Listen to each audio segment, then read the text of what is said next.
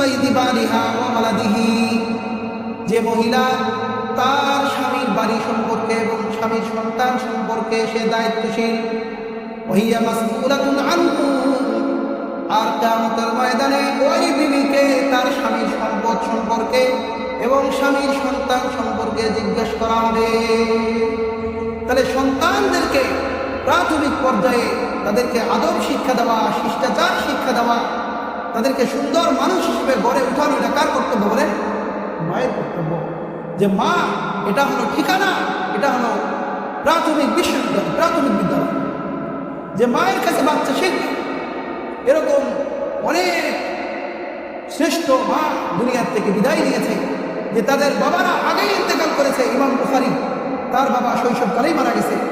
ইবনে হাজার আসকালানী, এরকম বড় বড় মুহাদ্দিস, যে তারা এতিম ছিলেন, কিন্তু তাদের সন্তানকে কত বড় আলিম বানিয়েছে। সুবহানাল্লাহ।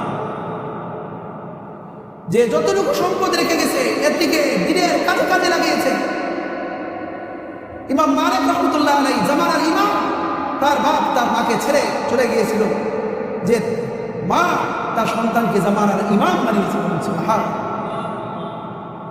এক সময় ইমাম বুখারী রহমতুল্লাহ আলাইহি অন্ধ হয়ে যায় শৈশবকালে। ইমাম বুখারীর মা আল্লাহর কাছে দোয়া করে, কান্নাকাটি দোয়া করতে করতে আল্লাহ তাআলাকে মঞ্জুর করিয়ে সন্তানের চোখ ফিরিয়ে নিয়ে এসেছে। বলুন সুবহানাল্লাহ। কত বড় মকবুল! আল্লাহ তাআলা কি পরিমাণ তাদের মর্যাদা দিয়েছে।